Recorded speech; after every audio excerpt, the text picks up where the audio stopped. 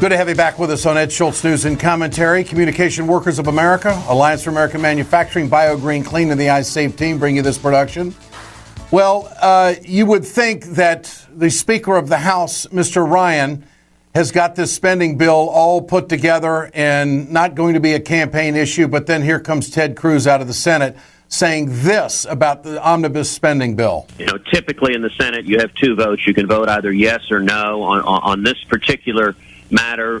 My vote, I intend to be hell no. This is what's wrong with the Washington cartel. And Republican leadership has proven to be the most effective Democratic leaders we've ever seen. This omnibus does not honor the promises we made to the men and women who elected us. It funds Obamacare. It funds Planned Parenthood. It funds executive amnesty. It fails to stop Syrian refugees from coming to this country to protect our national security. It doesn't do that. It fails to do anything to stop the Iranian nuclear deal. So fiscal conservatives are going to gravitate to Ted Cruz, and Cruz is using this omnibus spending bill to launch himself away from Donald Trump and also Marco Rubio. Rubio also says he's against it. But funding Obamacare, the majority of American people want to see that happen. The majority of American people do not want to get rid of Planned Parenthood. So there's a lot of unpopular stuff that senator just said. Let's go to Sherrod Brown of Ohio. Senator, good to have you with us. Yeah, good to be back. Thanks, buddy. Your thoughts on, you bet, great to have you with us. Your thoughts on this spending bill, and is it going to get through the Senate? It's going to get through the Senate. I mean, with Ted Cruz, probably Ted Cruz's words will help it get through the Senate, frankly, even in his own party. Most of my colleagues are going to vote for this. I wouldn't write these bills this way. I wouldn't wait to the last minute, but I also know that we've finally broken out of that sequestration where we're just squeezing and squeezing and squeezing. It's affected our economic growth. We've not seen the kind of public works, the kind of infrastructure, the kind of medical research, the kind of investment in community colleges and highways and bridges and water and sewer, all the things that help our economy grow, that made us the most incredible economy in the world from the 40s into the 80s. Then we've seen so that's all good news. So it's clearly much better than it would have been without it. We're putting more money into Head Start, we're putting more money into transportation, education, healthcare. As you said, we're funding Planned Parenthood. We're doing a lot of those things that we should have done years ago. Is Cruz using this bill as an opportunity, as you see it, to break away and make sure he gets the fiscal conservatives on his side? Yeah, I mean, Cruz does. I don't want to really get all that much into this presidential race, but Cruz always does what helps him politically. I mean, so does Rubio. I mean, Rubio and Cruz are, in that sense, they're two peas in a pod. Their positions they take and the way they talk are always about politics. And Rubio started off maybe not that way, but his ambition has overwhelmed him. And there's a saying, a Vermont senator many years ago, Republican from Vermont, back 50 years ago, was talking about all the presidential ambition in the U.S. Senate. He said the only cure for the presidential virus in the U.S. Senate is embalming fluid. And these two guys got the ambition a lot sooner, and the compromise has already started coming, and the politicization of everything for these two guys. And so I'm not surprised Cruz would talk this way. Anything to raise money, anything to help his presidential race. Senator, what's going to happen with Syrian refugees? Is that going to go through? Will there be changes that will satisfy those who are concerned about it? How do you see it? Well, the concern is real in the sense that we don't want anybody in this country that has been trained by ISIS or trained in Syria or Iran to commit terror. But the best way to do that is to change the visa waiver program, so a French citizen who right now with a French passport you can come easily into the U.S. With a U.S. passport you can go easily into France. We need to change that, and we're going to. That if you've had if you as a French citizen with that passport had been to Syria or Iran or Iraq in the last 5 years, you don't get in, and that's the difference. What we do, what they want to do is just stop all refugees. The refugees are not the issue. The refugees that are coming here, the way that we screen refugees takes a year and a half to 2 years.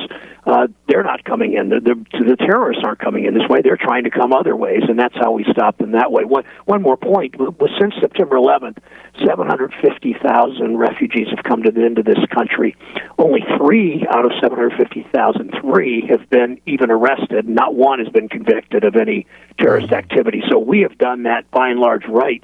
That screening process that takes 18 months to 2 years. It's the visa waiver program we need to fix, and we need to make sure that the authorities, the customs people, are putting more effort into going online and seeing if these people that wanting to come in are using social media. That's where we've fallen short as a nation, and that's what we need to fix.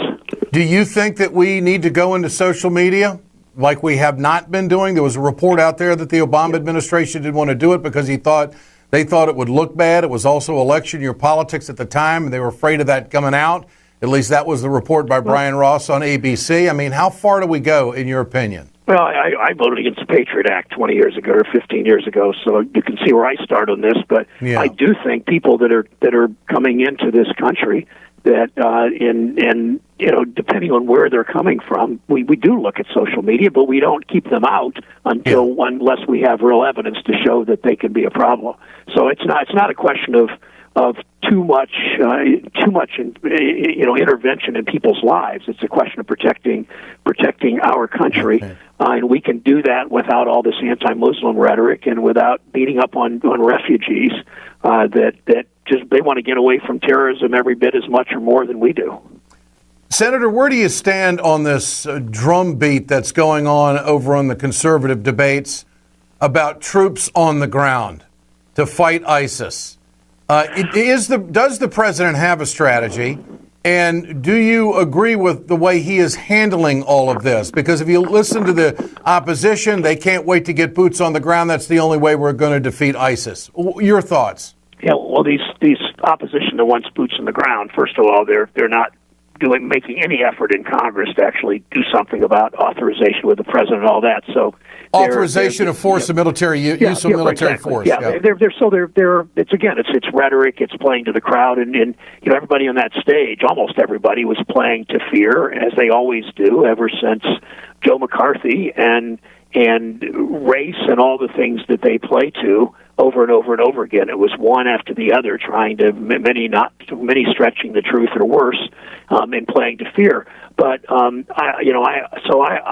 think you start with this, Ed, that the people in this town in Washington that are most strongly advocating boots on the ground are the same people that got us into the war in Iraq. And I think there's no question that the instability in the Middle East, much of it flows from the war in Iraq, much of the creation of ISIS, much of all of this. And you start with that with this crowd, and then you start figuring this out. But the president, we don't want a long war in the Middle East. That number one, the American people don't want it. Number two, it won't work.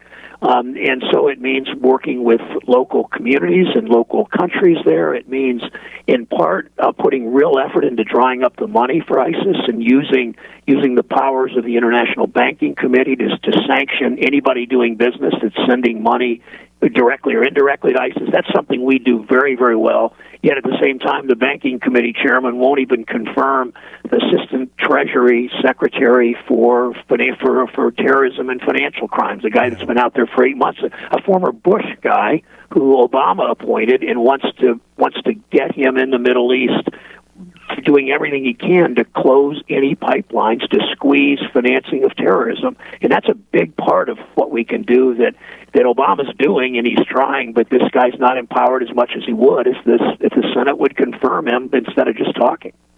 So on one hand, there's a lot of criticism of the president. On the other hand, they're not going to help him do anything when it comes to what's the story? Yeah, how many interviews have we had with that subject in the last 7 years? It's always criticism of Obama, but not giving it. It's that on the economy. I mean, they did nothing to help us grow this economy. Nothing, in fact, did damage to helping us grow. And then they scream at the president, look how bad economic growth is. Well, no kidding.